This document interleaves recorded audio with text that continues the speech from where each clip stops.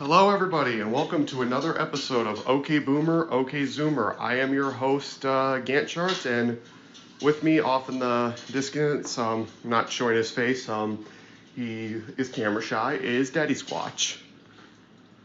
Good morning everybody. So we are starting the process of making beer. We're getting some of the equipment cleaned out. DaddySquatch is, let me put the little camera over here. So what are you doing with this equipment? So we've got a pot here of water. We're just going to start heating it up. Trying to get the thermometer here set because we're going to get it to 152 degrees. And we're going to steep the grains. I'm just going to fill this. I'm cleaning this stuff up here.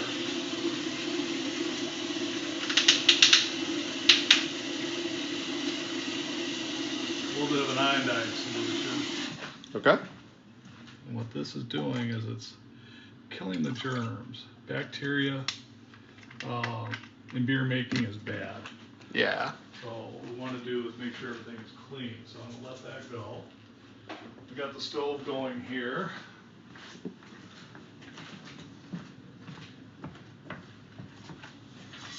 Put it off the side here. That'll work. While that's heating, what we're going to do is prep the grains. Okay. Usually most beer stores.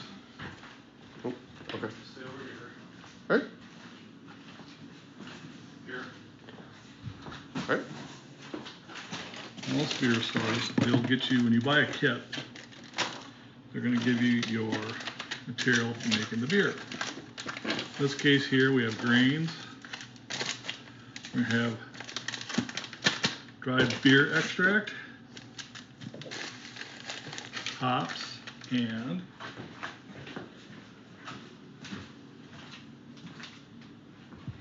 yeast. The most important ingredient is last but not yeast. So what we're going to be doing is, they also give you a recipe on how to make it. We're making a blonde ale. Okay. My ingredients from Right Brew. They do a very nice job, very reasonable, very much on time. So, not to advertise for them, but if you see their website on the piece of paper, which I'm sure Ghantt Chart will show you. Also, I am recording this episode, and I will post this onto YouTube and Spotify. Okay. Yep. Now, with this will make a 5-gallon batch. What I'm doing though is I've got a 3-gallon fermenter, so we're going to cut it in half. So Okay. I will brew 2.5 gallons. What I found out is 5 gallons will usually yield 48 bottles of beer. Now sometimes most batches are good, sometimes you get a bad batch, but that's a lot of beer to drink of the same thing. So I've split it so I save the other half for later. That way I can keep making different beers. Okay. But to split it, what we're going to need is a little scale.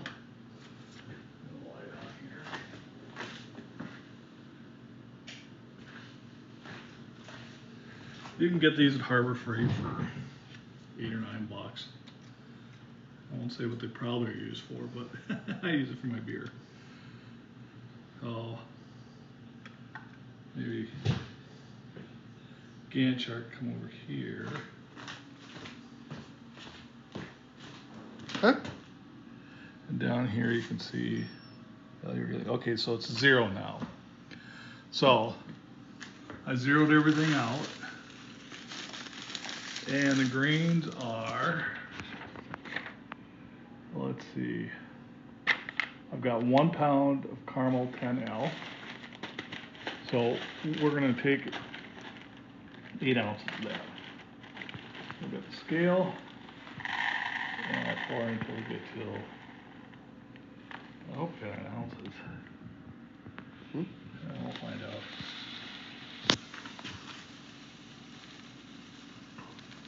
Yeah, it's I'm seeing a 7.9. That doesn't look like half though. Let's see if I got that amount. I had it in grams, so let's do it in ounces. Okay. That's 2.84. Make sure you got the right thing to correspond for what you got. If it doesn't look right, probably isn't. Okay. Now, we had a full bag, or we had a bag up to here. That's about half and half. Okay? Mm-hmm. Now what we're going to do is called muslin bag. So what it allows you to do is to steep things. It's a very porous material, but what it does is soak it. It's almost just like a tea bag. Mm. And it gets the sugars, but leaves the grain husk behind.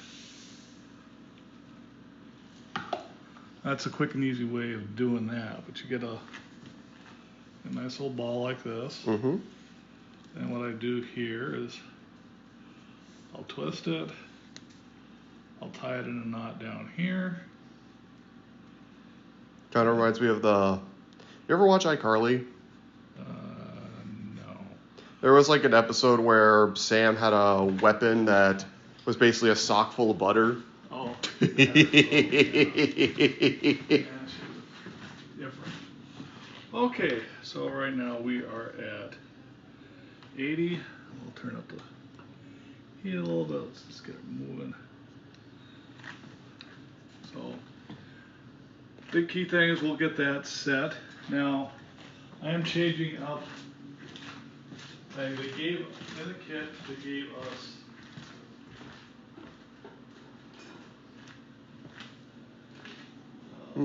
nice little sock to do that in, but they gave us Google hops. Hmm. Yeah. We're not going to use those. You want to show them your babies. So Ghantt Chart knows that I grow my own hops.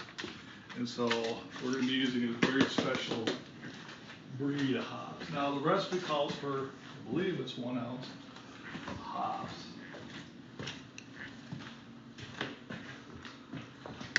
Steep it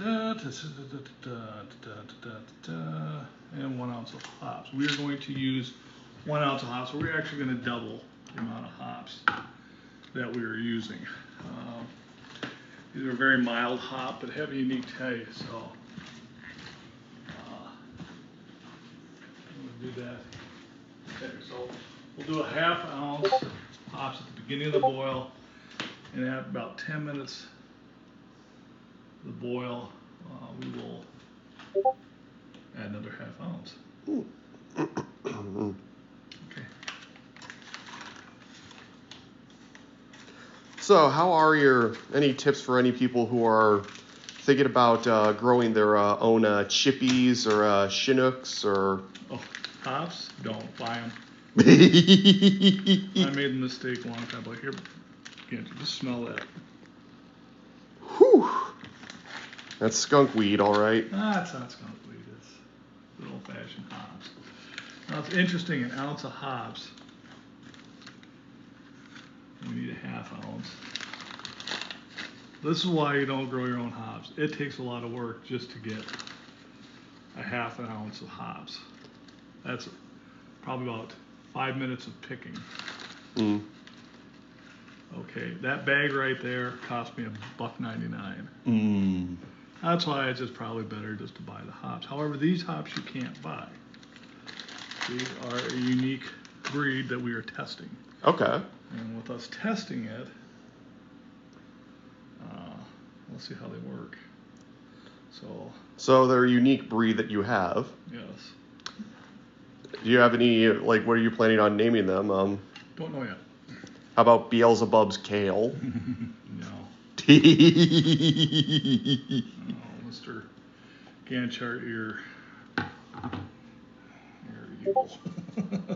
Tell me something I don't know. Okay. Tell me a beer fact. Ooh, beer fact. Today we're making an ale.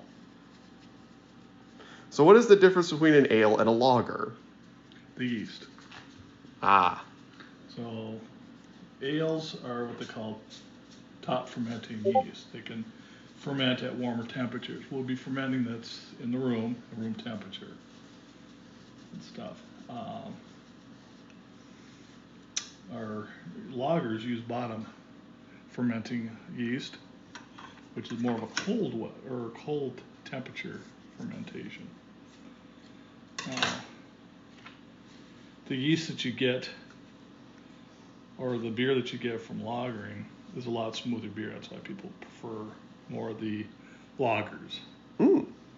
The ales, a little bit sharper, but they got a little bit more unique taste than lagers. So it's kind of each their own. We got one bag. Those are the things you can do while the water's heating up. And then I cut that bag in half because that's all the muslin bag I got. So I gotta make this one work. It's that stereotypical line we only get, actually we get 2 shots. Oh yeah, right there. I tie a knot at the end, and then we'll do this again.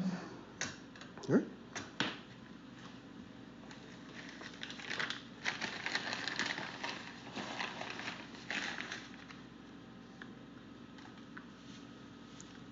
So we're going to get another ounce of Oscar the Grouch.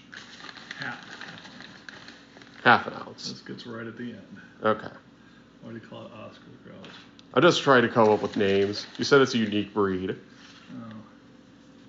This ale made with this hops is going to have a unique name. We're in the process of trademarking it right now. Ah.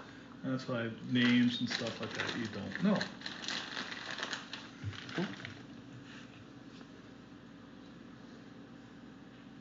It's in honor of somebody, so we'll just leave it at that. Okay. But when we do get it trademarked, we'll let the audience know and where they can buy it. Okay.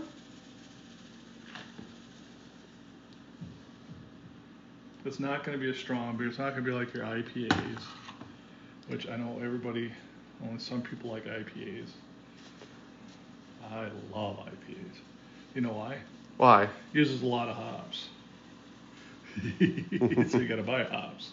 Yeah. And hand-sized growing hops. So, but just like anything else, I'm sure the days of microbreweries will start to slow down. I know Colorado was known for them, but then Colorado did a horrible thing. They legalized marijuana. In doing so, all right, we are at 120 degrees. Well, that's good. We're getting there. Now, while that's going in here, I'm taking everything out of here, putting it in the iodine. Okay. And cleaning. Like I said, cleaning is the best thing for good beer. So it's one of the things that if you're going to be brewing at home, make sure you buy the right cleaning ingredients.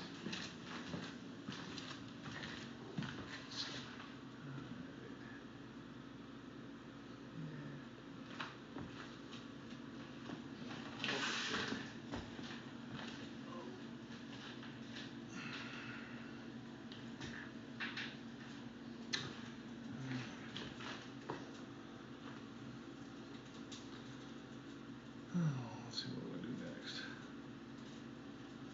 Malt extract. We have 5 pounds of that. Now, they never put it in 5-pound bags. So that's 1 pound. That's 1 pound. And then I need a half a pound from here, which I hate opening the bag. Half a pound. But as they say, so be it.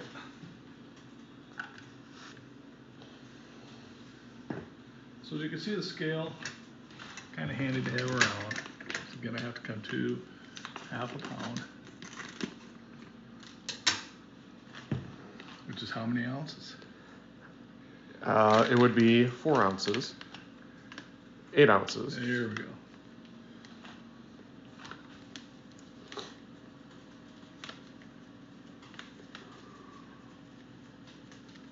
Now, one thing you're going to see when they do this dried malt extract is you can take a whiff of that, take a smell of that.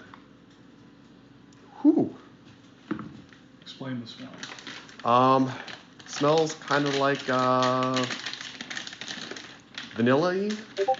It's sweet. Yeah. So this is what's giving your beer the sweetness. Mm.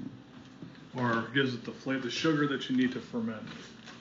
This is part of the thing. Now, a lot of places will use full grains because it can be somewhat cheaper to do it that way, but it takes more effort.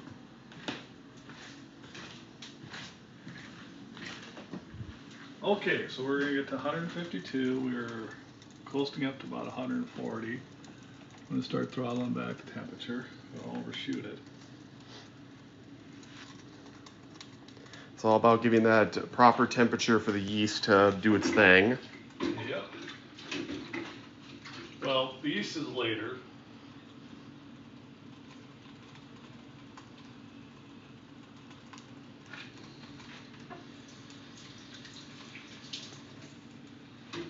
While I'm doing that, I'll give this a good. Make sure they get these cleaned. Okay. You'll see what this is later. Called airlocks.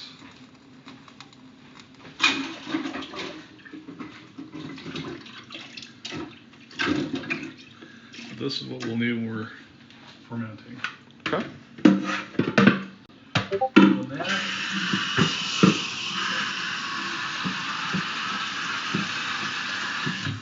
Watch out. Okay.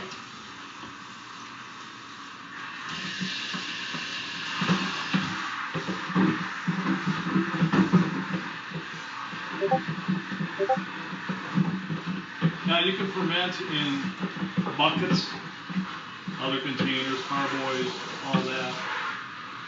I've been trying to test this out. So this minimizes what they call exposure to oxygen. So once you start brewing beer, you want the yeast to use up all the oxygen in there. But after that, you do not want to expose beer to oxygen. Mainly because it gives it off flavor. So this here, I could transfer beer because of its shape. This conical shape here.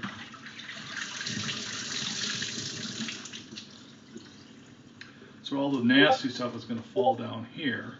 Okay. So all the leftover stuff, they call it trub.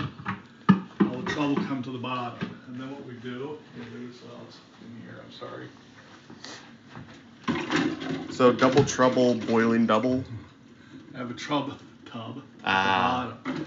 And then I also will have a valve that I'm going to be able to open, dump the trub, and close. Ooh. So what I'm doing is soaking these things now. And do their iodine thing.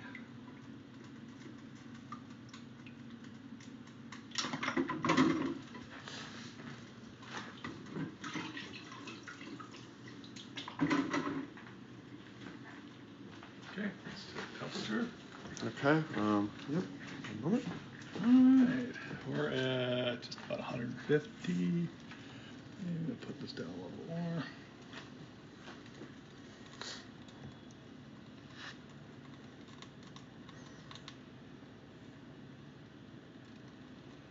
Nothing like to do on a rainy Sunday morning. Yeah. Yeah, I'm not showing the outside. It's raining out there. Yeah, it's pretty gross out there. Well, we needed the rain. Rain makes corn, corn makes whiskey, whiskey makes my girlfriend kind of frisky.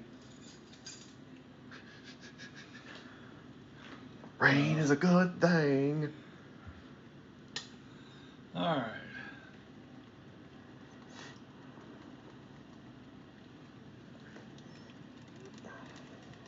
One thing, gas stoves I like personally better than doing this than electric. Electric's got kind of an inertia that you got to overcome. Get things hot and then to cool things down. It's like it takes a while for the element to get hot. It takes a while for the element to cool off. Mm. So, and one thing about beer making is it's a lot of dead time. So put this in for 20 minutes. Once it's done steeping for 20 minutes, then we're going to get it up to a boil. And at the time of the boil, we'll be putting in the hops, the dried extract, and we let that boil for an hour. Okay. Okay, we are at 152 right now, so you can see. So, yep, 152. Put that in.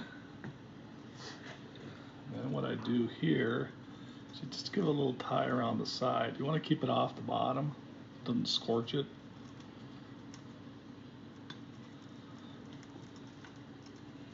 Now, as it's doing this, I'm going to watch temperature. It drifts up and down a little bit, and it drifts up and down a little bit, but you just want to keep it roughly in that range. Mm-hmm.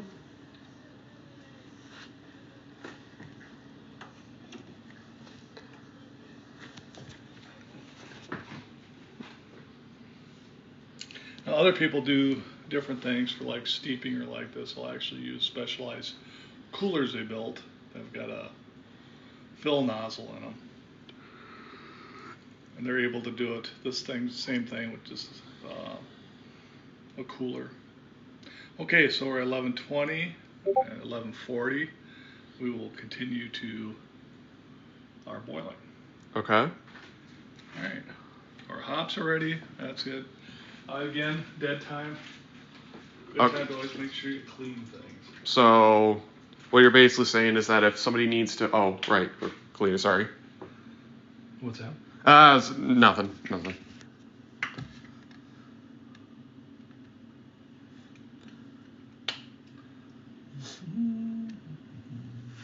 So it's all about trying to get rid of the contaminants. Correct. Have you ever heard of a man by the name of King Cobra JFS? No. So he's a man who, he's kind of like, he lives in, supposedly, like that's what I've heard. But, I probably shouldn't have said that. Anyways, he's just an internet weirdo. He's involved with a lot of weird, like, little antics. And one of the latest things that I've heard that he's done is that he has been trying to make his own mead. The problem is that his way of making mead is pouring yeast and sugar into containers of Tampico. Oh my God. And here's my theory as to why he's doing that is because the guy lives on food stamps. Okay, and I think there was like some new regulation or law that said that you're not allowed to buy alcohol with food stamps. Yeah, I agree. So his solution to the problem is, okay, if I can't buy alcohol, I'll just buy the ingredients and make it myself. The problem is that you see the way that he makes it, it's very obvious that he's making a concoction that's easy to develop botulism. Like, how long would you say it would take for mead to ferment? I don't know. Like, the recipe that he has, it says that it takes like a couple weeks to ferment. In 1 week, he can't help himself from the process of, getting that booze, so he unscrews the cap, takes a sip directly from the brewing supply, essentially adding more bacteria to the system. Because like with beer, how long does it take for beer to ferment? 2 weeks is usually a week for if it's an ale. Okay. If it's a lager, more time. Yeah. Okay, it hopped up a couple degrees. We're just going to turn off the heat. Okay. But you see how the water's starting to turn color? Yeah, it's starting to look like tea. Mm-hmm. So that's what you're doing is you're making the tea. Then what I do is I take a spoon and start pushing out all the sugar. This is just hot malt juice. Ghantt Chart, that's what all brew is. How could you say something such horrible things? Avatar reference. Oh. You didn't watch Avatar or The Last Airbender. No. I think you kids watched the cartoon. You did. I don't think the girls did. No, my sisters weren't cool like me. I was the cool kid. Okay, sure. You're supposed to build me up. Come on. It was supposed to be like, Ghantt Chart, you're the coolest cat in town. How dare you rip into me like that? I didn't rip into you like that. I just said, yep. You're just giving me the, sure, Jan. That's a meme online where it's just like, Free lunch, Jan? yeah, where it's just like, sure, Jan. It's like some video clip of some lady who is named Jan, and it's giving like the most. It's a clip that I've seen a lot of YouTubers use in response to like somebody saying something completely outrageous, and they're just like, sure, Jan. No, poor Jan. Marsha.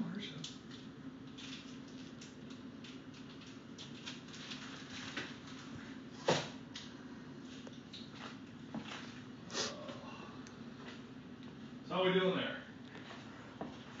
The temperature is at 158 degrees Fahrenheit. 158 degrees Fahrenheit. That's good. Let's do this. We'll remove it off the burner. Okay.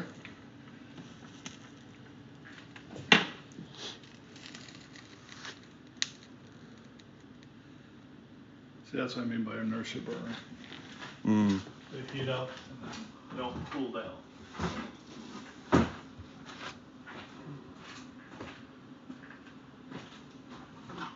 Yeah, we making a batch. We making a beer.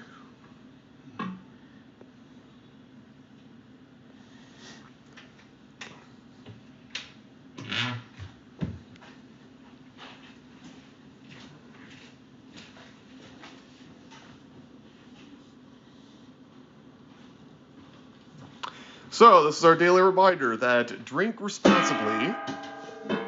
That's a cool noise. Drink responsibly.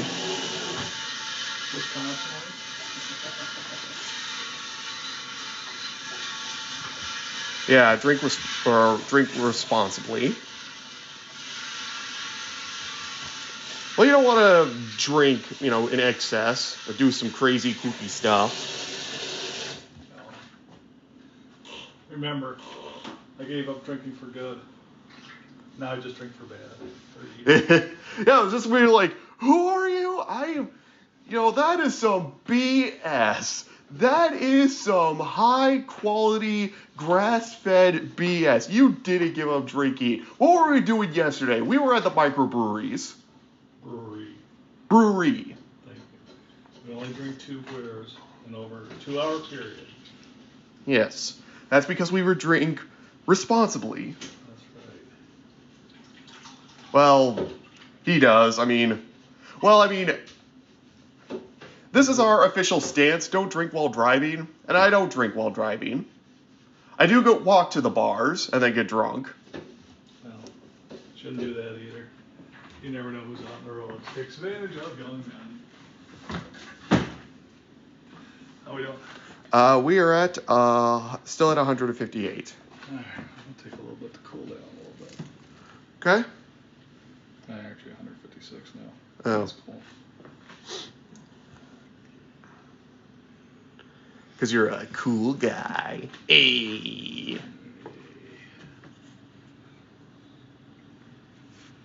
So we're steeping some tea, or steeping some beer tea.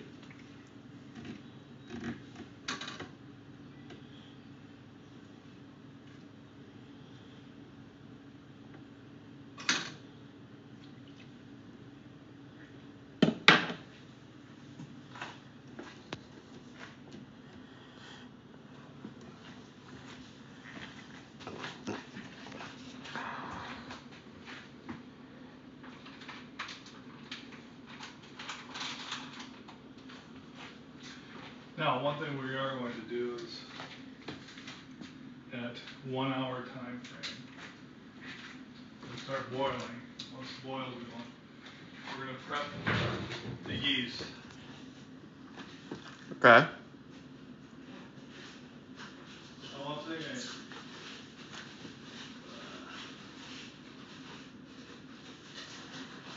Yeah, DaddySquatch is doing DaddySquatch things. I'm using purified water Ah.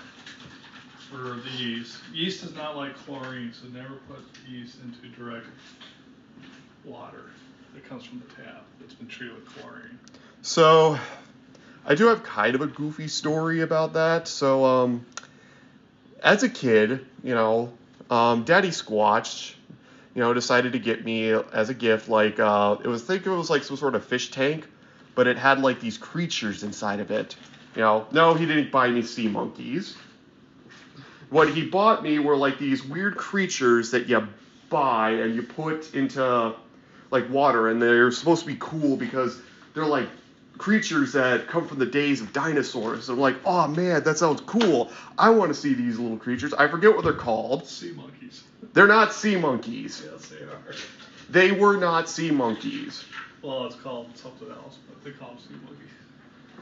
Well, it was called something different, but they were not sea monkeys. But the thing is, I would try to put them into the fish tank, the little thing, and they're out of the water. They wouldn't grow. And I'm like, well, what the heck is going on? It's like, well, you're using tap water. Yeah. You're supposed to use, water with no chlorine added to it. And you also have to keep it at a regular temperature. And I'm like, and you're telling me these things survived the KT extinction. You're telling me these things survived to modern day. And they're so picky about their environment. True. I mean, I've always, we are at, about 156. Yeah. About halfway through the steep. Yep. But it's like, these creatures, you're telling me that they could survive all of that, but they can't handle chlorine. Yeah, something like that.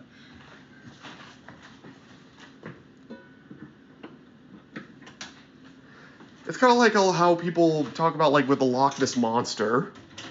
Like how somehow the creature survives to modern day, but then they talk about, like, all the things that it would require in order to stay alive.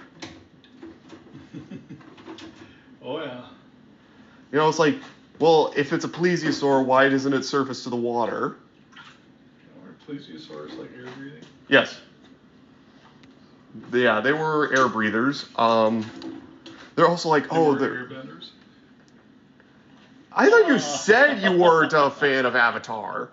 I'm not, but I thought you'd get a kick out of the rock. True.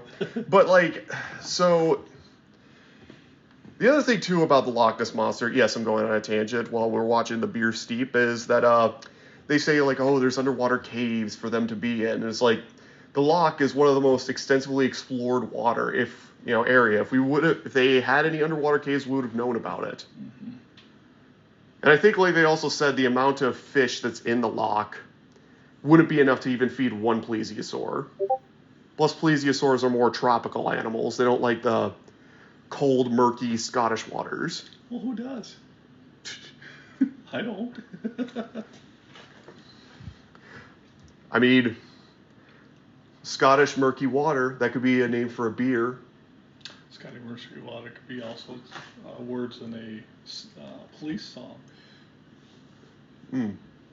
I'll show you the song. Okay. Oh, you know how the Loch Ness Monster survives? It goes up to the surface and asks strangers for 350. 350? 350. 350. Yes. 350.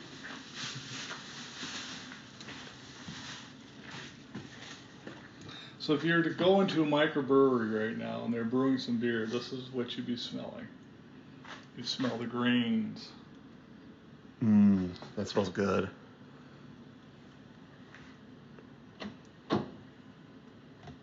Oh, there's also, it kind of reminds me of this other video that people have made memes about. They call it, like, it's like a beer commercial, where it's like for something called Wizard Ale. And the thing about it is that it's like this over-the-top beer commercial. It's just like this guy wandering into this wizard's hut, And the wizard has all these magical powers. And what does he do? He uses those powers to make beer. He has like an army of owls, and he's like, I get hops from the prairie, and it's good and delicious. Take a sip. The dude's like, yeah. Oh, you don't get hops from the prairie. Yeah, but if you had an army of owls to help pick the hops, would you be, you probably do this a lot easier. Right, but you don't have a prairie. Hop plants grow up to about 20 feet in the air. They don't sit there in the prairie. Well, that was a bit that they had of that thing. And they're like, coming to a store near you, except it won't because it's secret. And I'm like, man. We're back to 252. Okay. Put it back under the heat. There we go. I mean, man, I would have bought it. You talk about like beer commercials, like you're ranting your beer.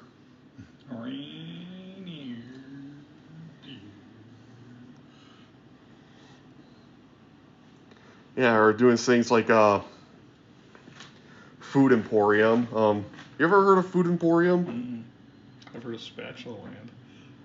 So, it's this other commercial, this other jingle that I remember hearing where it's just like, someone's made a store just for me. Food Emporium, Food Emporium. Someone's got my kind of quality. Food Emporium, Food Emporium. They have this whole commercial. And I remember, I think it was like Game Grumps, they're singing that commercial, and they just abruptly ended. It's like their food was disgusting.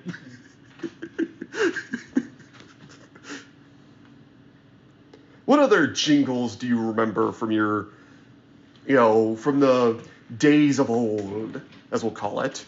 Oh, my favorite was a cereal jingle. We are the Freakies, we are the Freakies, this is the Freakies tree. We love cereal, but we don't know the rest of the words. Is that the actual jingle? No. You can look it up. Freaky cereal. Okay. Wait, isn't that commercial with the creepy trees that are just like laughing as fruit comes down? No, it's a creepy. They live in a tree, but it's all these different creepies. Oh. There's like 6 or 7 of them. And the commercial that will never die, the Tootsie Pop commercial. How many licks does it take to get the center of Tootsie Roll Pop? The world may never know. 2, 3. There are actually people that did send in videos of them doing that to the Tootsie Pop company saying, okay, I'm going to do the experiment. They just send the videos. And I think they actually give out like certificates. I was like, congratulations, man. You helped do research for it.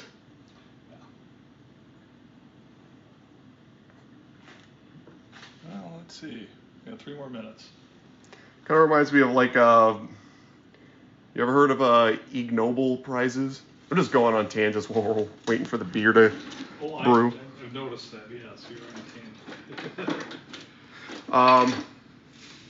Apparently it's like an Ig Nobel Prize. I think it's like a award, but it's like for scientists for doing experiments where it's like, yeah, that was necessary. I think one example was a man who spent his entire, I think it was 40 years of his life just not cracking his hand to kind of determine whether or not, that actually causes arthritis. And he's like, nope, I have found no connection between the two. There is no connection between the two. Both hands are just fine. Well, he didn't crack or he constantly cracked? One of his hands he would crack, one of his other hands he wouldn't crack. He's like, no, they both had the same amount of health to them. And the scientists are like, okay, thank you for the data. Because that's what science is, gathering data, even about useless stuff like that. Okay, we're going to get close. I'm just turning up the heat, let the element heat up. We got 2 more minutes. Mm-hmm. Now, one thing when you take this tea bag out, make sure again, I like to make sure you're getting all the sugars out of there. Just take a spoon, kind of push it. when you take this out, make sure you get a bag. This stuff is sticky. And if it gets on your floor, sticky. It sticks. It's sugar. So it's sugar, but is there spice or anything nice? Well, hops would be considered spice. Okay. I'm nice. Debatable.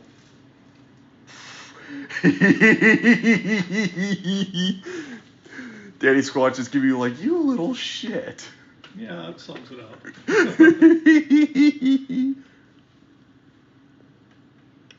Alright.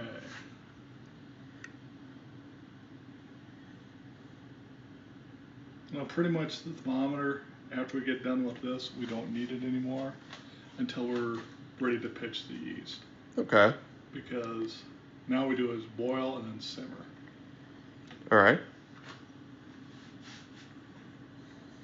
And we're at 152 again.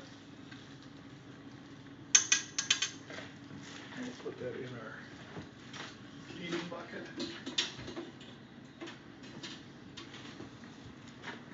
So we take the thing out, we boil, and then, yeah. So How long do we boil? Well, for an hour. Ah.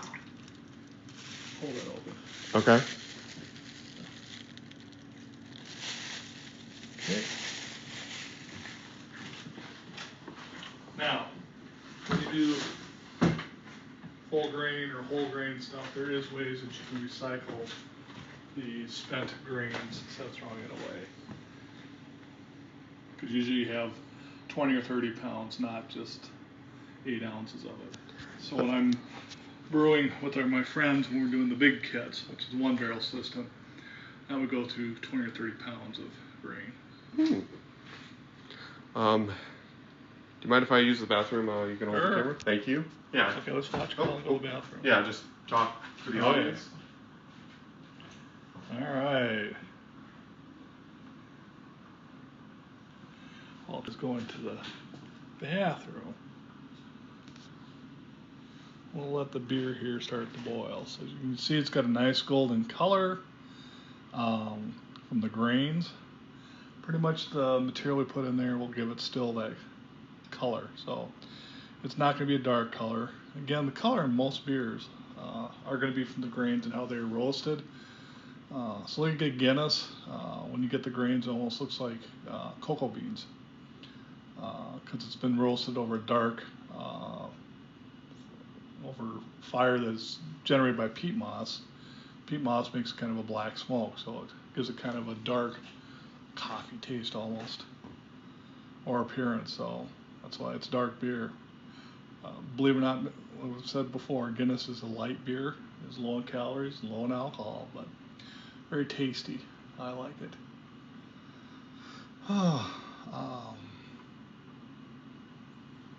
Just chatting or seeing how it's going. As you can see, it's starting to get ready for boiling.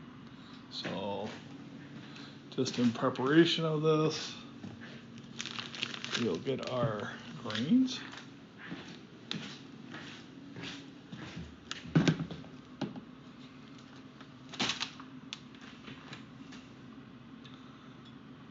Now, one thing with dumping this in here, as they call this, it's going to be called the wort when we get this in there. Once it starts getting ready for boil, take it off the heat, pour the malt extract in, very gently apply it back to the heat. If you keep it boiling and you pour it in there, it'll basically boil over and it'll ruin the pot of beer and make a mess of your kitchen. And you'll see in a minute what we're going to do on that.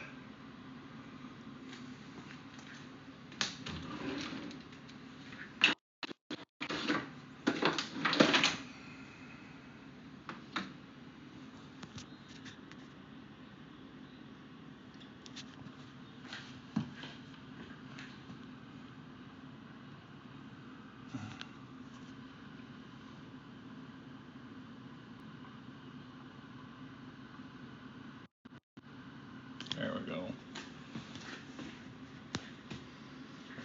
Now, checking temperature also, you can use one of these devices so it lets you know what the temperature is. I like it.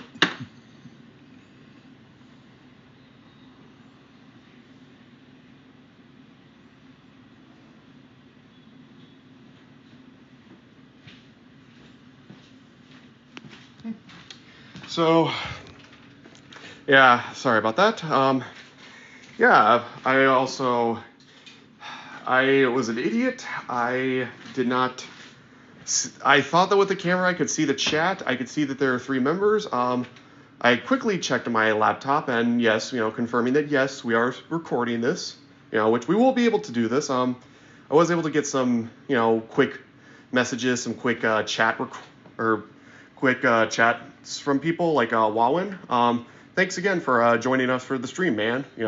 Appreciate you having here. But yeah, we got some pretty good viewers. Few chats. Yeah. And we'll post this on YouTube, and we'll post this on Spotify, as I said before. And I'm sorry to leave you guys. When nature calls, she doesn't like to be put on hold. We're now at the boiling stage.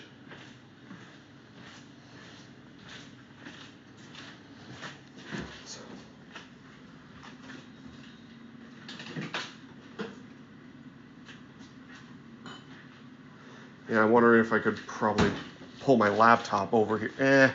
We need the space. No, it's probably put it over there. Okay, I'll go grab it real quick.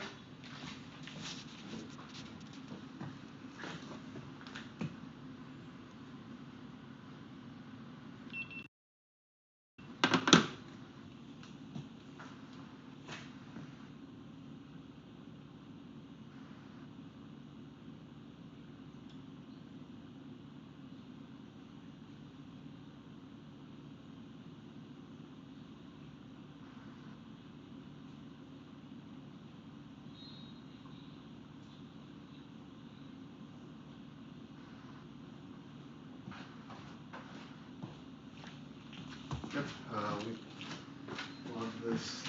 Why don't you go to the other side? Yeah. Okay. Other side. So, yeah, I'm just reading a few of these chats. Wallwood said that the DaddySquatch got the smarts. He sees you as a smart man. But there we go. Well, I appreciate that. Thank you. Yeah. Let's see. Doing some quick chat readings. Interesting walkthrough. Yeah. Oh yeah. Wawin also made and I'll make sure to periodically come back to check the chats. Wawin made a funny joke. If you make nature wait, you're gonna have a puddle on the floor. Yes, you are. I'm gonna get out here for just a second. Okay. Yep. We'll be tag teaming. So let's see. Any interesting stories about beer? I got one. You guys ever heard of the pasteurization process for beer? Do you want to know why the pasteurization process was invented? Was that in France, when they discovered, the pasteurization process, I think it was a French chemist named Pasteur who was the one who discovered it. But the reason why was because, so this was right after the Franco-Prussian War, when France lost a lot of land to Germany, and some of that prime real estate was used for beer making. And as a result, Pasteur invented the pasteurization process just to spite Germany. So yes, it was vengeance. I mean, think of all the great ideas in history that have been inspired by vengeance and frustration. Well, that's how the electric sub was developed. Wait, seriously? So a diesel electric sub was developed by Holland, who was an Irishman who wanted to use it against the English. Ah. You're right. Revenge is a great motivator sometimes. I mean, I could be wrong, but wasn't pig iron first discovered because one guy was, I don't think it was pig iron. It was something. But it was like one person who was just getting mad with it, it was vulcanized rubber that he discovered. Oh, He was just hanking away. It's like, ooh, I discovered something new. Sweet. So what's vulcanized rubber? It's a rubber with a sulfur added to it to give it additional strength. There you go. Yes, I am SMRT. I will give you a passing grade for that one. I'm being graded for this? I've never graded you. But there will be a test of it afterwards, so you'll have to put it the next batch. What? So, tell us about or did you already tell the audience about the concoction you're making? In regards to? You're adding some stuff to a cup? Oh, yeah. So, I add a little bit of malt extract. Just a little about a tablespoon. I'm adding some water to it. So, what this concoction is going to do is it will get a starter. The reason I'm using bottled water is there's no chlorine in it. Plus I'm cooling down a bunch because when that water is boiling, we'll be using this copper device here to chill down the wort, but it needs that extra little boost downward. So that's why cold water. I'm using purified water, so then I have chlorine. The chlorine's being pushed out during the boiling process. So I'm getting this to a room temperature, maybe even get it a little bit warmer, and then we'll be adding our friend, the yeast. to it.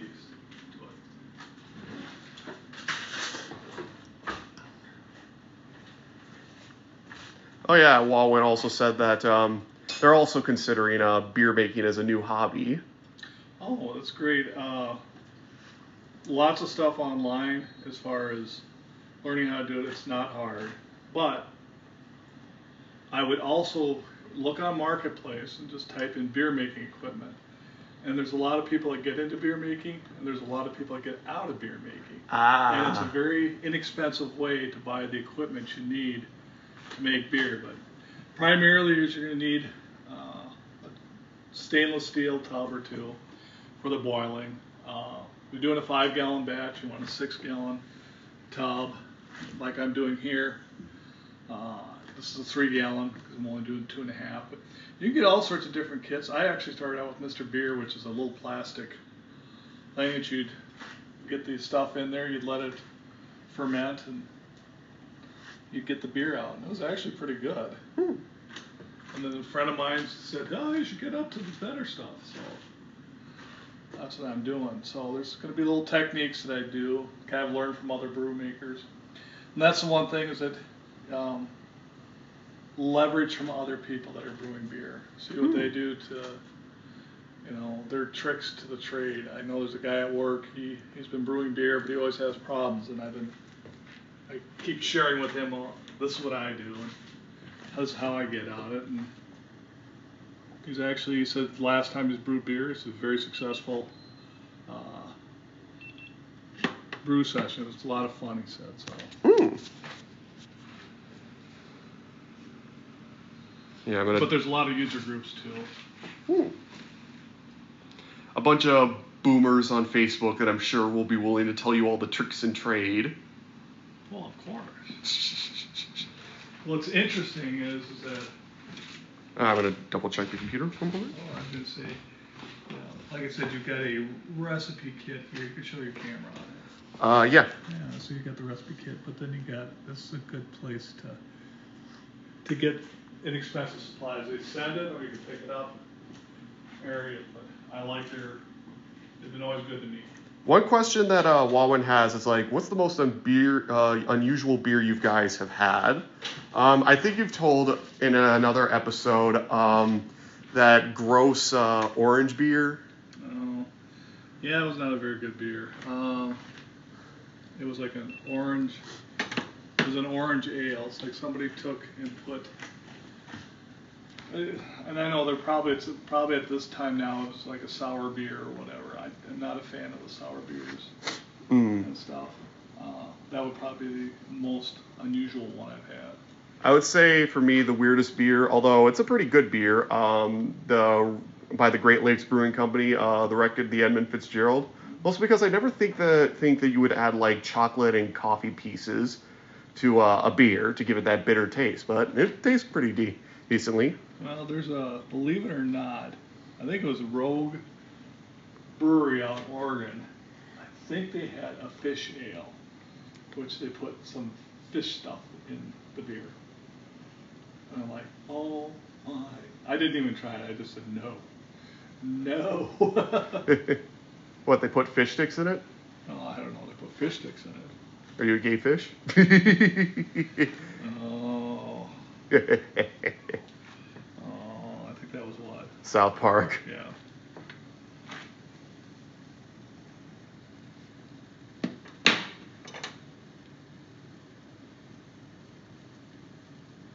Look at that laser beam. Woohoo! Woohoo! I feel like Star Wars. You're just a big kid who likes to play with his toys. I like lasers. Lasers. As you can see, it's starting to roll. Hmm. That thermometer's off just here. Also reminds me of another meme online. Hey, where they're talking about like the history of everything. Hey, Earth, can we go walk onto land? They're showing like life first appearing on land, and they're like, can we appear on land? No. Why not? The sun is a deadly laser. Okay, not anymore. There's a blanket.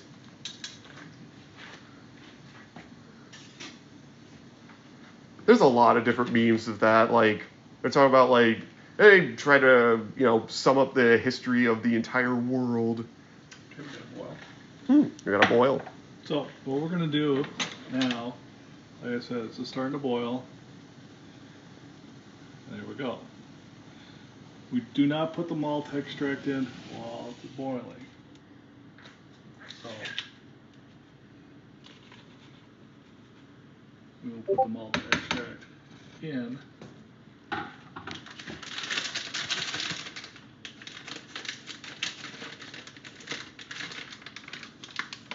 So what is the malt extract made from? Is it just grain? Figured it would just be grain. That's all it is. It's crushed condensed grain. Instead of using a whole bunch of pounds of grain, you're using extract, which is, they do all the hard work for you by our friends at Breeze. One of the biggest manufacturers of this. Alright, before I put that on there and get boiling again. Nope. Get this. Ah, that Dissolve. foaming froth. Mm-hmm. So another piece of information that I remember reading from extra credits, in medieval times, it was considered like beer making was considered a woman-centric profession in like the Dark Ages. Could be. I mean, let's be real. This is probably the closest this comes to like, alchemy. Well, chemistry pretty much is just alchemy, just without the magic. Alright, so what I do is I get it on the, about like this, little half moon, until I get the boil going. And you gotta adjust the boil because what happens is this will boil over very easily. It takes a little bit of time. As you can see all this foam here. When do we add the Eye of Newt?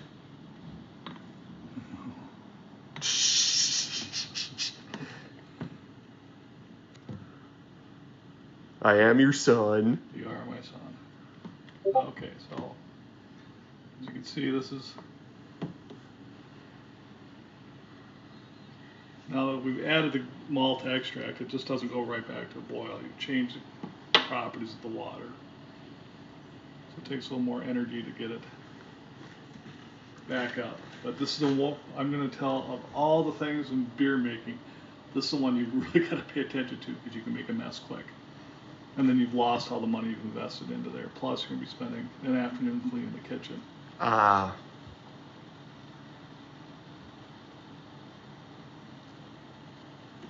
Yep. I'm gonna check on the chat if you wanna hold the phone. I can't hold it. Okay.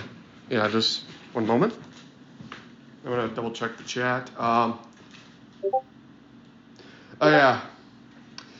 Wowin is just like, Wowin is just, oh yeah, Jade Island Rise is also giant. Hey Jade. It is definitely a form of magic, Wowin says. You know, drink too much in one go and you'll shapeshift into a stupid. See, like that. This is why I love Wowin, you know, why he's a good friend.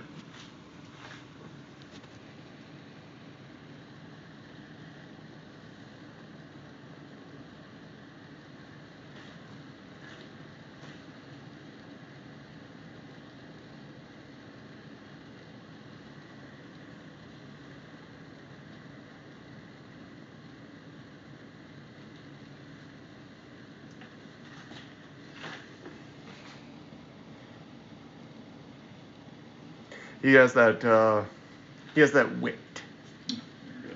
Yes. So how long do we let this boil for? Well, once it gets to a boil, it's 1 hour. Oh, so we basically just let it boil for about an hour? Mm-hmm. Yeah.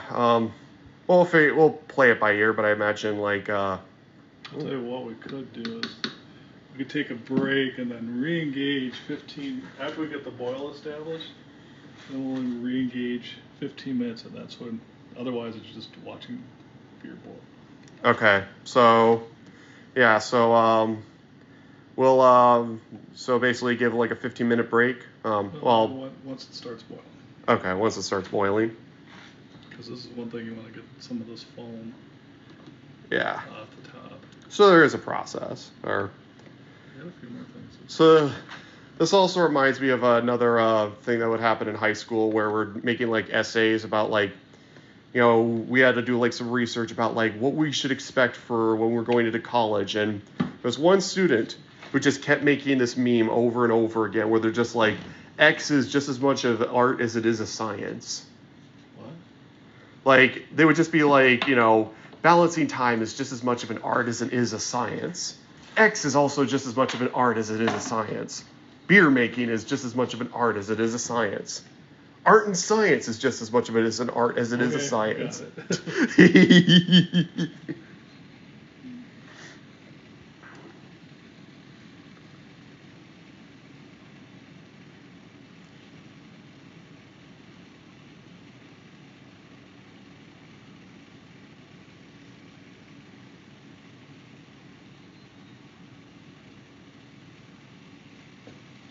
Now it's starting to boil. Okay, so we... What you want to do is let it get this stuff from the sides. What is that stuff? It's just foam. Ah, foam. But what it'll do is it'll build on itself, and then it makes a mess, big mess. It'll boil right over the side. All right. So we've got the boil going. So our hops are burning. So we get the hops in there. Submerge it so it gets in the liquid.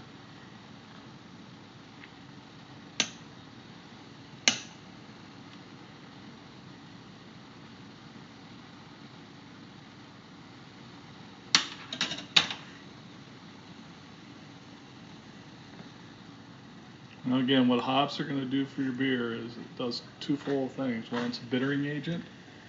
And there's a preservative. And a preservative. Well, see how big that ball's got in there? Yeah. It also absorbs up the beer pretty good. So It's like a sponge. it is. Sponge hop. Sponge hop. Round ball. SpongeBob round ball. SpongeBob round ball.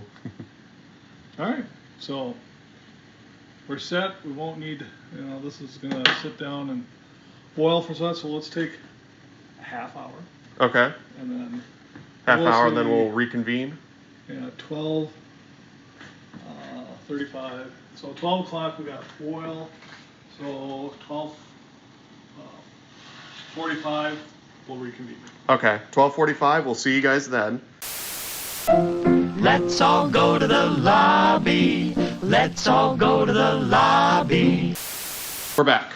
So, another day of, so we've gotten through we've Done the boil. done the boil.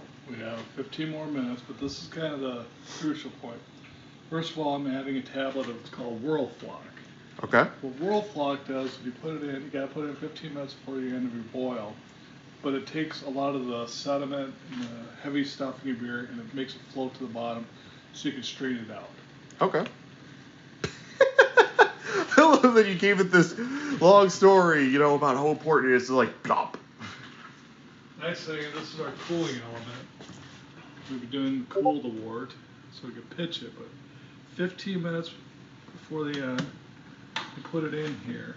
Now, keep it clean, but you don't have to sterilize it because the boiling wort will self-sterilize it. But what I did was, on our faucet, you can get these at the hardware store, but it has a garden hose adapter to it, such that when I'm ready to cool it, I'll attach this to the faucet, and this will just empty out into the sink.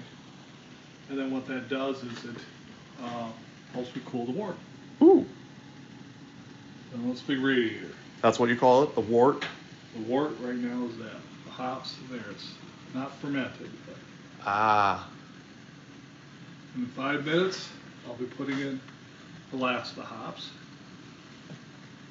Okay. That's Kira. Kira the cat. Kira the cat, our family's cat. Well, inherited cat. Inherited cat. My daughter had 2 kitty cats. She could only take one when she got married. And she took her kitty cat, Raj, and we had Kira. Raj is a Bengal, and he's kind of a brat. And Kira's kind of like a calico Siamese. She's what they call a mutt. Mutt cat, but she's a nice cat. Yes. And then occasionally we have a stray cat that also comes near the property, named Bubbles. Bubbles. Do do do do do do do do. So we got Sugar, we have Spice, and of course I'm Mace.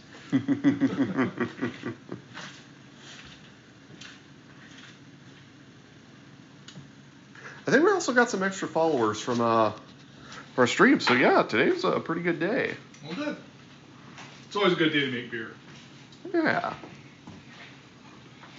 Best day at work is your worst day of making beer.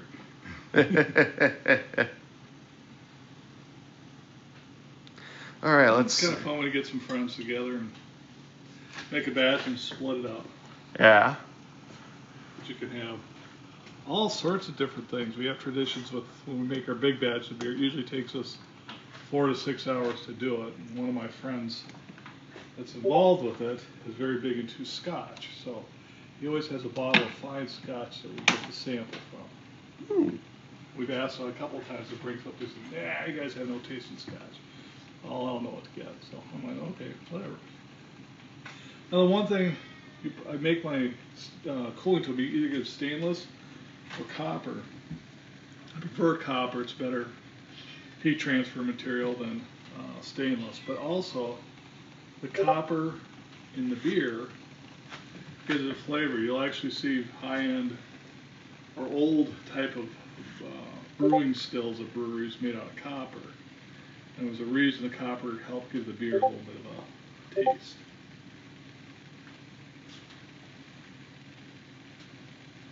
And there's Kira. Yeah. Kitty! Sorry, we can't give you treats right now. We're making beer.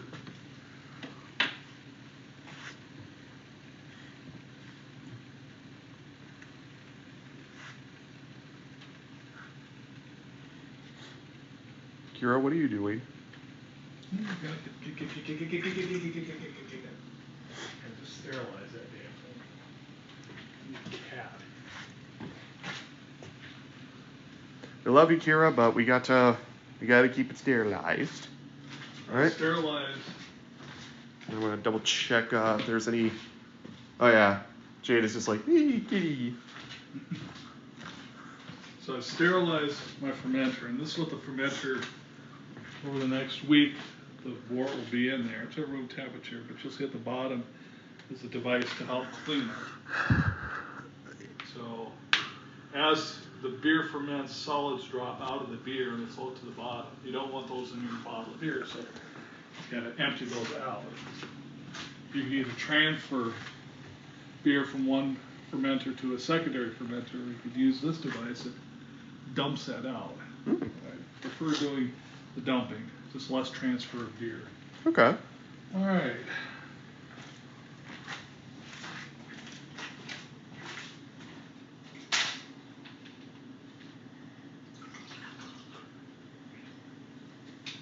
So you have some ice water. Oh, just for drinking.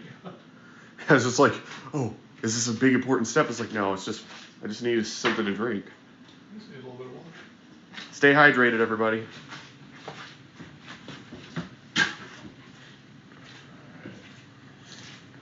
We've got 5 minutes left in the boil.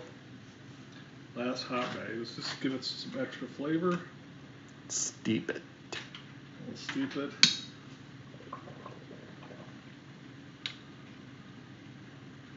Now there's a trick. I can't find where I put them. But sometimes it's kind of, and you got to work with the hot bag and squish it down and get, so you get the hop juice out of there from the leaves. But what you can do is you can get weights. A good weight to get is marbles. Mm. Put them in the bag and it sinks to the bottom. Unfortunately, then you gotta fish them out afterwards. Is it because they don't react to the... Yep, it's inert. You can clean them. Okay. If you stare, well, I shouldn't have to worry about it because you're boiling.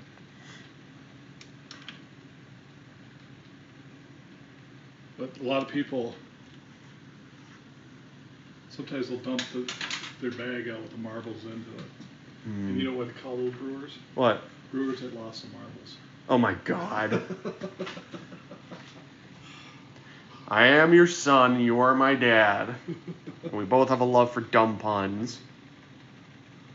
Well, it's quite the pun-ishment, isn't it? You're just getting back at me because I told some really bad puns. I just kept yanking your...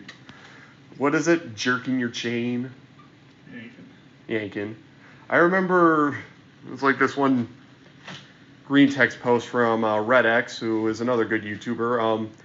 He's making some post, where apparently there's this old man who is online, discovers the internet, and decides to give people bad information. And he's like, my grandpa is becoming an internet troll, but he calls it jerking their chain.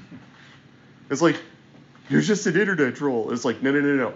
He's jerking your chain. You guys don't understand that. Like, the other people were just, like, listening to his stories, like, giving the guy grief. And I think it's more just, like, the fact of, seeing, like, a boomer or someone from the silent generation basically be that whole, I am jerking your chain. Messing with young people is my business. You think you can get away from us on the internet? Well, you are wrong. Well, I remember... The day will come you can't blame boomers anymore. We'll all be 6 feet under, and then it's your place. Now we'll just blame the Gen Xers. I thought you were a Gen Xer. I'm Gen Z. Gen Z. There's Gen X, Gen Y, and then Gen Z, and then I think the generation after us is Gen Alpha. Gen Alpha. Yes. Boomers is such a better sounding thing than Gen Z and millennials and blah, blah, blah. Well, I was the one who came up with it, all right? Take it up with them. Take it up with them. It's kind of like the people that, name hurricanes. I think there's like a certain letters that you have to go to, and then you have to go right back to the beginning if you have a certain amount of hurricanes. Yeah. Because I think we got to, like, Hurricane Jackie. And there were jokes from, like, that 70s show where it's like, well, damn, Jackie, I don't control the weather.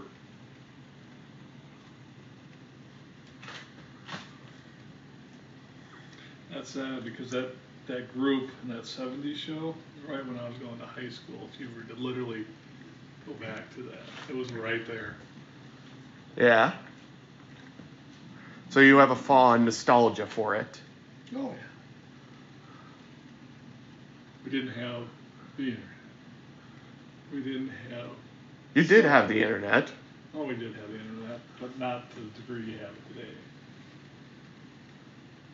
Well, if you want to live the life without the internet, you could disconnect from the internet. You could go and buy your own cabin in the woods, live like, I was going to say Ted Kaczynski, but then it's like, you don't want to end up like Ted Kaczynski. Mm-hmm. Okay.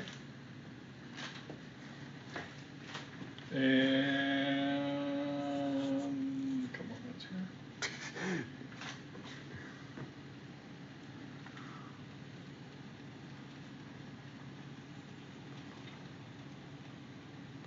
All right, let's see. What other topics can we discuss with our loyal followers?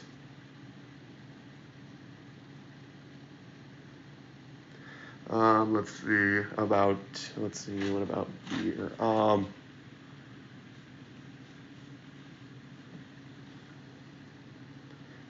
What event in history do you think could be blamed on drunkenness? Boston Tea Party. Really? Yeah. Well, I mean, That drunk saying, we hate tea, and they threw it all off. It was a revolution. Just couldn't stand tea. So you're saying that it was just a bunch of college kids that just wanted to, cause some kooky stuff? Could be. I mean, I did mention this before, that is part of tavern culture, is that a lot of revolutionary ideals were started in the taverns, with people discussing politics over a couple beers. Oh, yes. All right, so.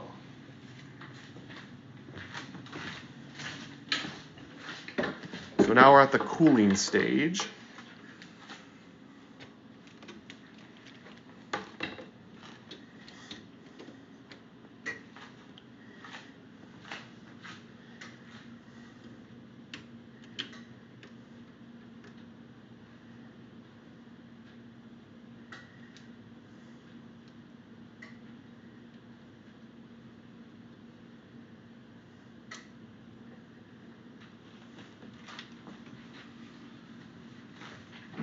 Don't make the same mistake I'm going to do, which is do this right under the faucet, because sometimes this doesn't work as good as it should.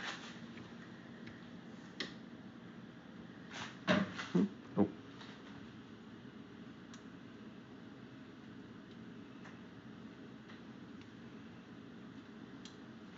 And then also make sure you get this end in the sink. I've had a few wet floors. Come on, damn it. All right, so we're beginning the cooling process. You see how hot the water is. This is cold water going in.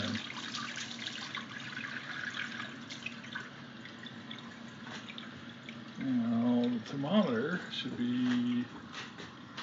Oh,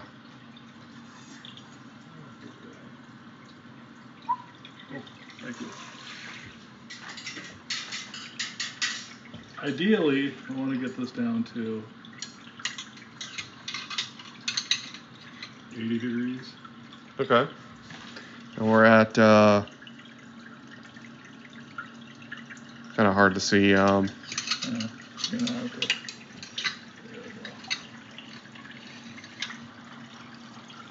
Okay, so we're at 180 degrees.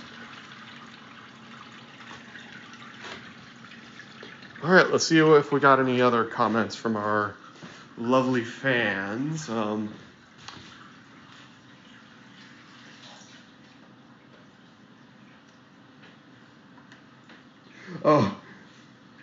yeah, Rainbow Kitty is just like, hello, stopping by.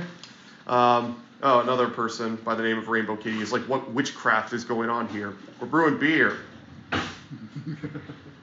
Also, Jade says that their dog Bailey says hi. Oh, hi Bailey. But yes, we are in fact conducting the traditional witchcraft of beer making.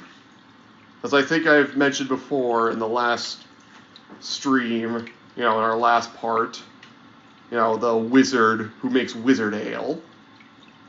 And I'm not going to lie, I am still disappointed that Wizard Ale isn't a thing. I would drink that beer just for the kooky commercial. It was a commercial for what? It was for beer. It was with the prairie owls that collect hops.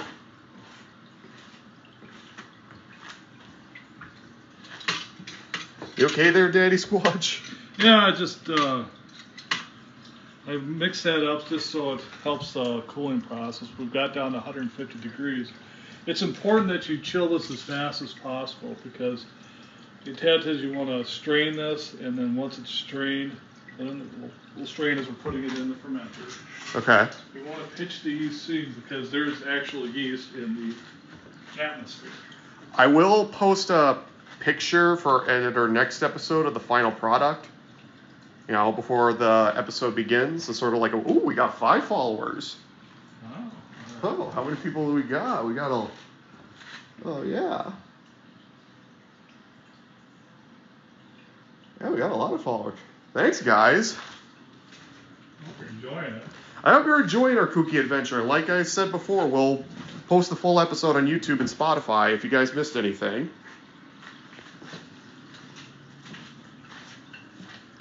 Yeah. But I encourage people, if you'd like to try making beer, this is fun. Yeah. But like I said, a lot of the equipment you get, you know, you can buy it brand new at the beer store, and it's a lot of money to do this. Or, like I said, at the marketplace, one person's quitting is another person's starting. One person's quitting is another person's winning. There you go. If anyone remembers that old meme. God, that was ancient. God, I'm becoming a boomer. Save me, DaddySquatch! You'll never be a boomer. If you never use a rotary phone, you'll never be a boomer. And I guess the other thing about cooling it down as fast as you can is that it's also about trying to prevent bacteria growth, because I remember when I was working at Culver's, we'd have to chill it as fast as we can because that in-between period is the perfect opportunity for bacteria to grow. So, like I said, we want to get to 180 degrees. I mean to 80 degrees. Actually, 70 would be better. So, what I'm going to do is chill this to the point it doesn't chill anymore, which it gets to that point a little sooner or later. But I do this just to kind of mix it around to get the wort so it's doing this. But copper is a good, efficient cooling. Now in the wintertime this would go so much faster because the groundwater in the winter is colder than the groundwater is right now. So like when you get a glass of water from the faucet, when you hit cold, it's really ice cold. Yeah. In the wintertime. Summertime it isn't because it's groundwater. And the other thing too is that it makes it hard to get a shower going. You have to give it a good amount of time to let it cool up or heat up. I speak good English. I swear.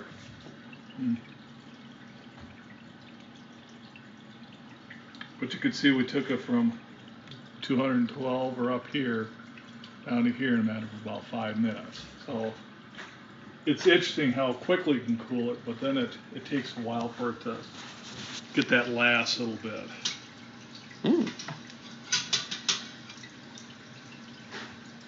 Now, as you can see kind of from the color there, you're seeing a lot of stuff in the suspension, so we'll get the hops out of there. But you can see it, you're like, oh, it looks like cloudy beer. So that's why you let it sit for a while. And I put that tablet in there. What it does, it reacts with that, makes it heavy.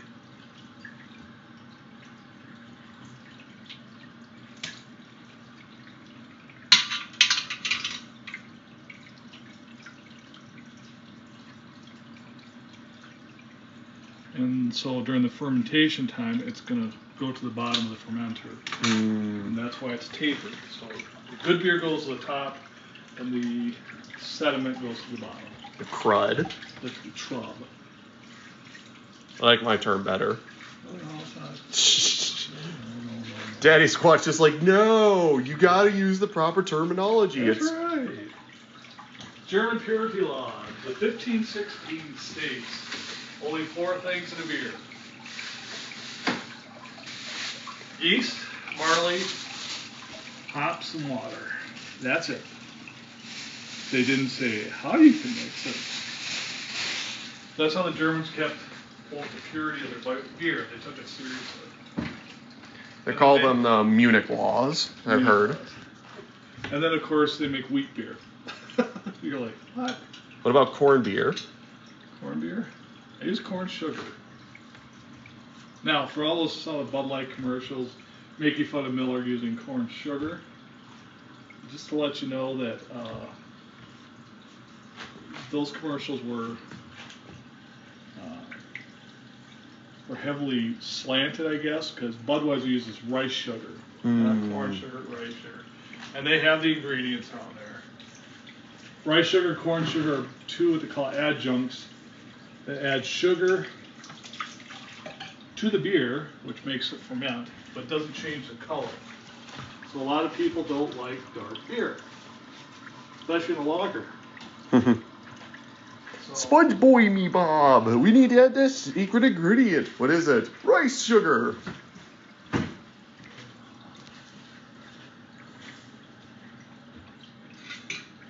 Now we're at 100 degrees.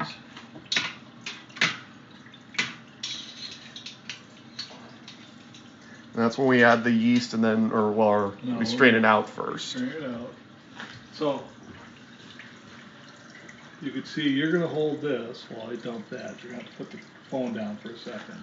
Okay. But when we get there, not there yet. Well, I'll have to hold it, both simultaneously. You might want to get a chair. You can sit down and do it. Okay. Yep, I'll grab a chair just one moment. I'm trying to see if there's any messages. I'm with DaddySquatch on that one. It's called Reinigsboot. I don't know what that means, but I like this one comment from Rainbow Kitty. One man's trash is another man's treasure, and that man's trash is a raccoon's treasure. Yes, raccoons would love this. I told you what materials we could use and what time of year beer could be made. Or it told you what materials. Yeah, I'm just reading comments. All right, let me get the chair set up. Yeah, I'm sorry I had to go back and forth. Kind of learning streaming, but you gotta do it to learn it, kind of thing. Yeah, but I appreciate everybody kind of being here with us. Yeah. Making beer fun. Yes. I wish everybody could be in here, have a couple beers, make some beer. We'll set up some pictures, of that.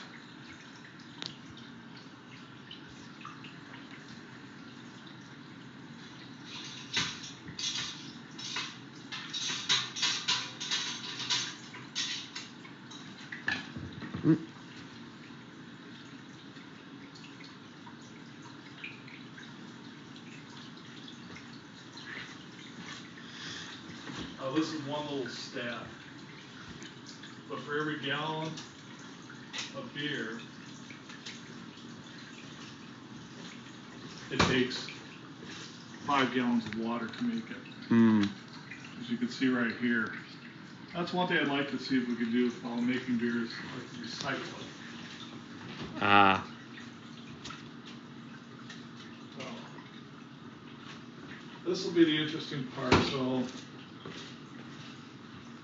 I'm using a lot of excess water I got on special. It's chilled to help me drop the temperature that last little bit. But you can't use tap water when you're doing yeast, mainly because tap water has chlorine in it, and chlorine will kill your yeast. So you have to use filtered water, purified water, or water that's been setting out for like a day or two, because chlorine gas will vent out. So you get a gallon of water or 2 in the fridge the night before, chill it, leave it open. There you go. All right, where are we at? Check the chat again. Jade says that they would love to be there. Don't worry. Well, like I said, I'll send like pictures of the final product of our beer. Yeah, that'd be fun to have. Fun to brew in a group. I love brewing in a group. Not as much fun by yourself. True. When your cat's a meme and your dog is too. Tell them more, dude. Yes, you love that commercial. I do.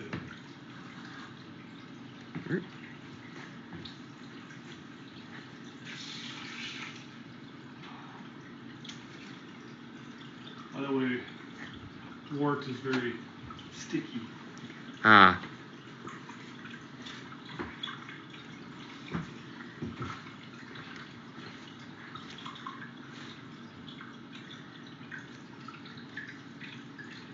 I'm trying to think of anything. Is there anything else I could add to the convo? Well, it's going to be pitching the yeast again. One thing though, when I do pitch the yeast, when you boil water, you take a lot of the oxygen out of the water. So now there's a couple different techniques you can do because you have the oxygen in it for the yeast to grow. But one is take your container and shake it. I'd rather not shake that. Okay. So the other technique, I've got an O2 tank with a diffusing stone on it. Ah. You can buy that through brew makers, whatever. And I'll do a 20-second blast to the beer to give it a nice oxygen-rich environment. Alright, this isn't moving anymore, so we probably hit as close as we get. I'm gonna have you hold that there too. Okay.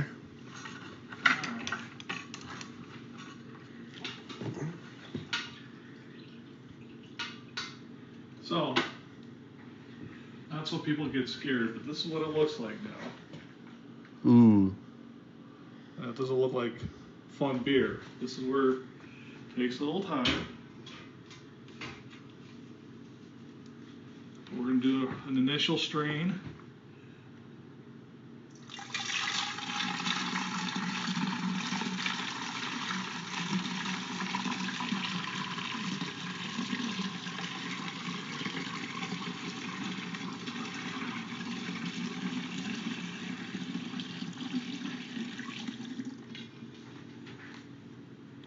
So that gets the first strain. Now what's the temperature read? The temperature reads 90 degrees Fahrenheit. Alright, now we're just going to put in cold water. Basically start dropping the temperature. We're now down to 82 degrees.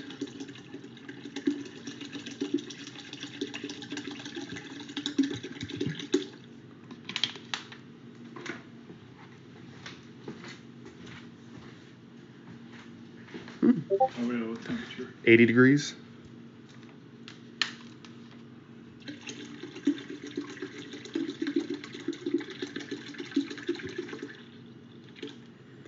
Uh, 77 degrees. Or 75 degrees. All right.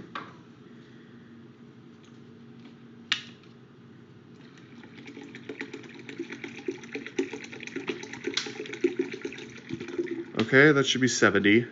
Okay, now I'm just going to get room temperature water. Or it's going back up again. Okay. Take a little bit. What's it at now? About 75 degrees. Hit it again.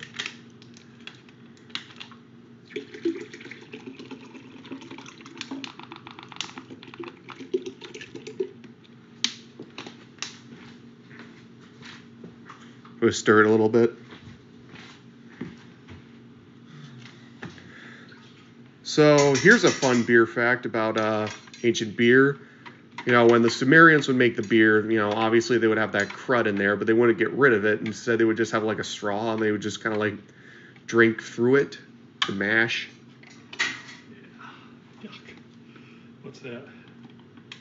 What's it at? 88 or 75 degrees. You would never try, ancient beer? Nope. God bless him for making it, but nope. You're like, no, I'm a modern beer. No. I think I'm just a little cleaner, a little clearer. Probably there. 72 degrees. I'm also filling this up so we get close to the top. We get 3 gallons in there. But we should be 75 degrees.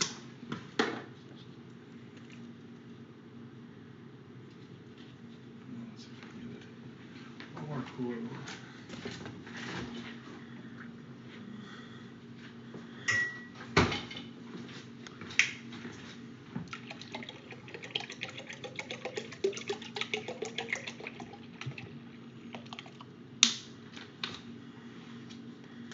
Yeah, it's still staying at 75 degrees, but it's stabilizing a little bit.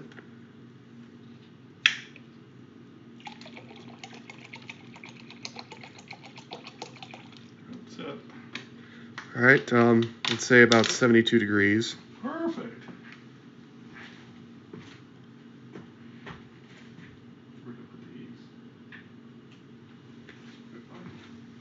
Where was the place you yeast expected?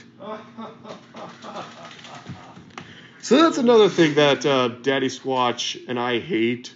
Is like people are like, oh, you lose something, and it's like, okay, where was the last place you left it? And it's just like, if I knew, you think I would be having this manic attack right now? And we got our yeast, our babies. I'm gonna pull the thing out. Okay. Get it wet. Read it a bedtime story.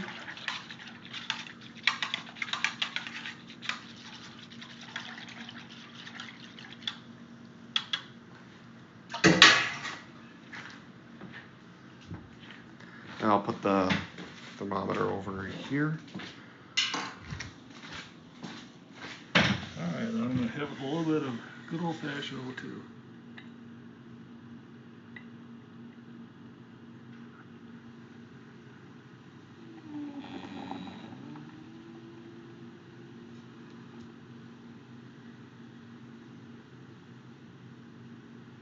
About 20 seconds.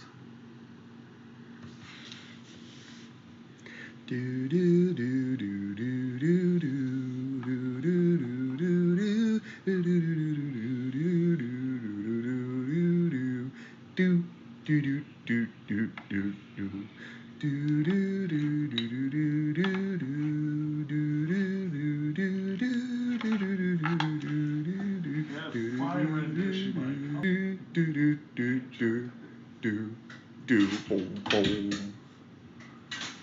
Alright, very good. Now we do the lid on. And the last, most important thing,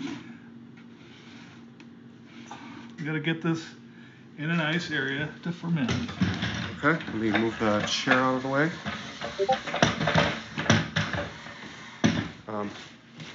Let me move all the crap out of the way. All right.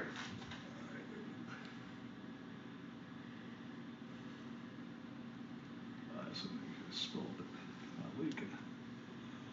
All right. Jade Islanderize has asked, does DaddySquatch know about the king? Yeah, I was actually just talking about the mead with DaddySquatch. Again, I'll have to tell you about that.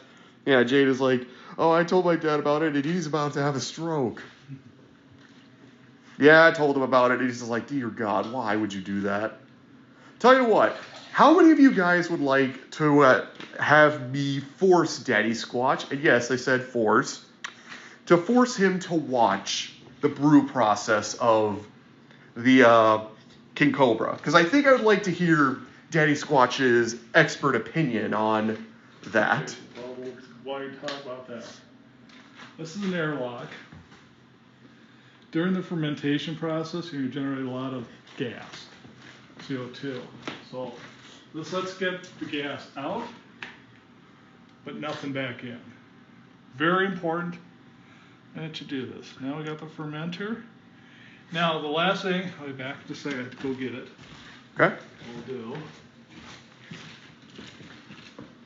Jade Island Rises says they would pay money to watch us do that. We're gonna do it. We gotta do it now. Jade's my friend.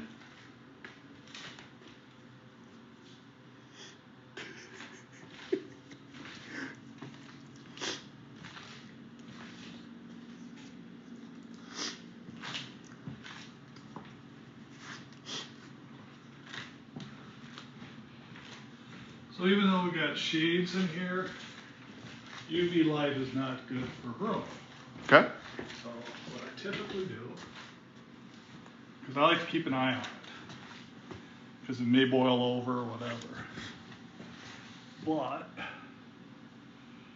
what I do is put a couple towels around it to keep it close but dark. Closet works great as long as you don't have a significant other that gets mad if it boils over. Okay. So.